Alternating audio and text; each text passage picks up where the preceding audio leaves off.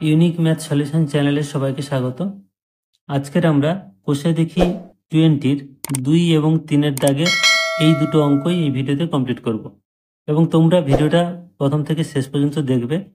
খুব সহজ পদ্ধতিতে তোমাদের সুন্দরভাবে বোঝানোর চেষ্টা করেছি, ভালো লাগবে। তো 2-এর দাগে বলেছে প্রমাণ করি যে এই যে 3টে বিন্দু দেওয়া আছে এই 3টে বিন্দু সমরেখ। সমরেখ মানে একটা সরলরেখায় অবস্থিত। তো আমরা এই চ্যাপ্টারটা পড়ছি ত্রিভুজের ক্ষেত্রফল। যদি 3টে বিন্দু একটা সরলরেখা হয় তাহলে ত্রিভুজের ক্ষেত্রফল 0 হবে। অর্থাৎ আমরা যে ত্রিভুজের ক্ষেত্রফল দিয়ে আগের অঙ্কগুলো করেছি সেইভাবেই ক্ষেত্রফল দিয়ে করব, কিন্তু ক্ষেত্রফলটা যদি 0 আসে তাহলেই সমরেখা হবে, আর কোনো পার্থক্য নেই। তাহলে এখানে আমাদের যে মানগুলো দেওয়া আছে, x1 y1 সমান দেওয়া আছে 3 - 2, x2 y2 সমান দেওয়া আছে -5 4 এবং x3 y3 দেওয়া আছে -1 1। তাহলে আমরা ত্রিভুজের ক্ষেত্রফলটাই নির্ণয় করব। তাহলে অতএব ত্রিভুজের ক্ষেত্রফল সমান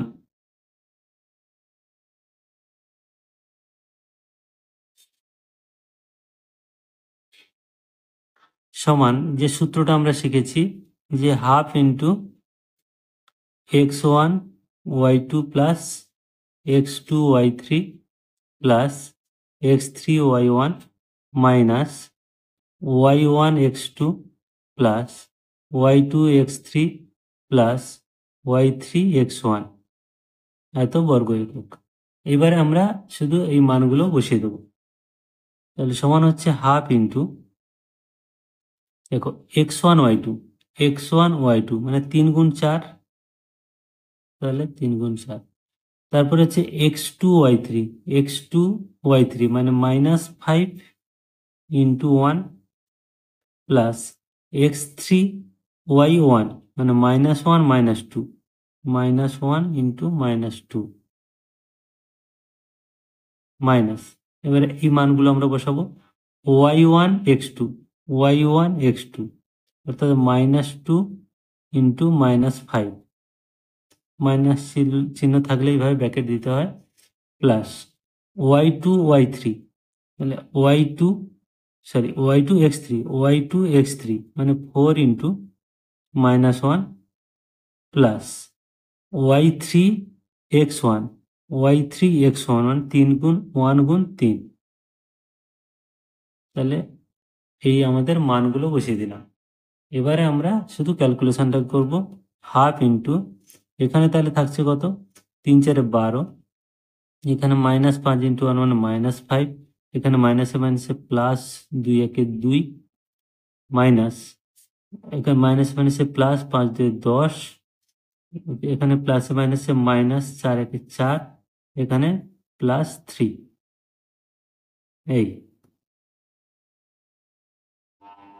তাহলে সমান হাফ ইন্টু, এখানে 12 আর 2 14, +14 -5 অর্থাৎ 9 বিয়োগ, এখানে 10 আর 3 13, 13 থেকে 4 বাদ দিলে 9 এবং সেটা +9 ছিল, প্লাসে মাইনাসে -9।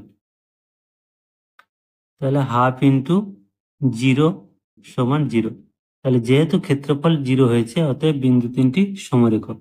অতএব বিন্দু 3টি সমরেখ।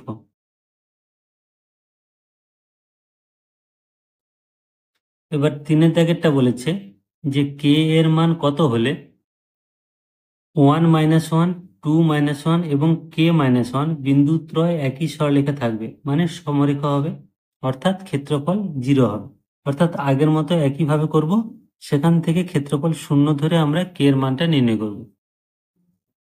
তাহলে আমাদের যে 3টে বিন্দু দেওয়া আছে x1 y1, তাহলে এটা আছে 1 - 1, x2 y2 2 - 1, x3 y3 k - 1। তাহলে এখানে যেহেতু বিন্দু 3টি একই সরলরেখায় আছে, তাহলে আমরা লিখে নেব যে যেহেতু বিন্দু 3টি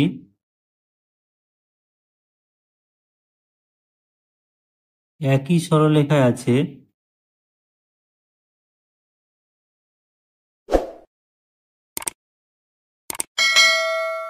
অতএব half into x1 y2 plus x2 y3 plus x3 y1 minus y1 x2 plus y2 x3 plus y3 x1 is equal to 0। কারণ যেহেতু একই সরলরেখা আছে, এটা ত্রিভুজের ক্ষেত্রফলের সূত্র লিখেছি, তাহলে ত্রিভুজের ক্ষেত্রফলটা 0 হবে। বা এখান থেকে আমরা সমাধান করে কে এর মানটা নির্ণয় করব। প্রথমে আমরা কে এর মানটা বসাবো এখানে, তাহলে হাফ ইন্টু, দেখো এখানে আছে x1 y2, তাহলে x1 y2 মানে 1 মাইনাস 1, তাহলে 1 into minus 1 plus x2 y3, x2 y3 2 minus 1 plus x3 minus 1, x3 y1 মানে x3 মাইনাস 1, তাহলে k ইন্টু মাইনাস 1, তাহলে এইটা একটা মান হলো মাইনাস, এখানে y1 x2, y1 x2 মানে minus 1 into 2 plus y2 x3, এটা হচ্ছে y2 x3 minus 1 k plus y3 x1, তাহলে y3 আর x1 minus 1 into 1 is equal to 0। এবারে আমরা সমাধান করে কে এর মানটা নির্ণয় করব, তাহলে বা হাফ ইন্টু, এখানে কত হচ্ছে মাইনাস 1 ইন্টু 1 মানে মাইনাস 1, এখানে মাইনাস 1 ইন্টু 2 অর্থাৎ মাইনাস 2, এখানে মাইনাস কে ইন্টু মাইনাস 1 অর্থাৎ মাইনাস কে, মাইনাস এখানে 2 ইন্টু মাইনাস 1 অর্থাৎ মাইনাস 2, এখানে কে ইন্টু মাইনাস 1 অর্থাৎ মাইনাস কে, এখানে হচ্ছে মাইনাস 1 ইন্টু 1 অর্থাৎ মাইনাস 1 ইজিক্যাল টু 0। তাহলে বা হাফ ইন্টু, এখানে মাইনাস 1 মাইনাস 2 মানে মাইনাস 3 মাইনাস কে, এবার এই ব্র্যাকেটটা তুলে দিচ্ছি, এখানে দেখো মাইনাস 1 আর মাইনাস 2 মাইনাস 1 মাইনাস 3 আর মাইনাস কে, এবার সেটার সঙ্গে মাইনাস গুণ হয়ে সবগুলো প্লাস হয়ে যাবে, অর্থাৎ plus 3 plus K is equal to 0। বা এই হাফটা উপরে গুণ হয়ে গেলে 0 হয়ে যাবে, হাফটা তুলে দিচ্ছি এবং প্লাস 3 মাইনাস 3 কাটছে, তাহলে থাকছে মাইনাস কে প্লাস কে সমান 0। তো এখানে হতে পারে যে প্লাস 1 মাইনাস প্লাস কে মাইনাস কে কেটে গেল, তাহলে কোনো মান থাকলো না। অ্যাকচুয়ালি আমাদের কে এর মানটা নির্ণয় করতে বলেছে, তো এখানে আমরা কে এর মান যাই ধরি না কেন 0 হবে। মানে আমরা যদি কে এর মান 1 ধরি, তাহলে এখানে মাইনাস 1 এখানে প্লাস 1 অর্থাৎ 0। কে এর মান যদি আমরা 2 ধরি, তাহলে এখানে মাইনাস 2 প্লাস 2 0। একইভাবে কে এর মান যাই আমরা ধরি না কেন একই মাইনাস প্লাস আসবে। যদি 6 ধরি মাইনাস 6 প্লাস 6 0, অর্থাৎ এখানে এটা 0 হতে গেলে কে এর মান যে কোনো বাস্তব মান হতে হবে, বা যে কোনো বাস্তব মান হলেই কে এর মান 0 হবে। তাহলে আমরা লিখব অতএব কে এর মান যে কোনো বাস্তব মানের জন্য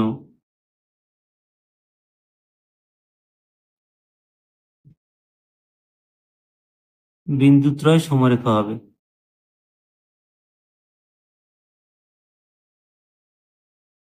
সমরেখ হবে, তাহলে কে এর মান যে কোনো বাস্তব মানের জন্য বিন্দুত্রয় সমরেখা হবে।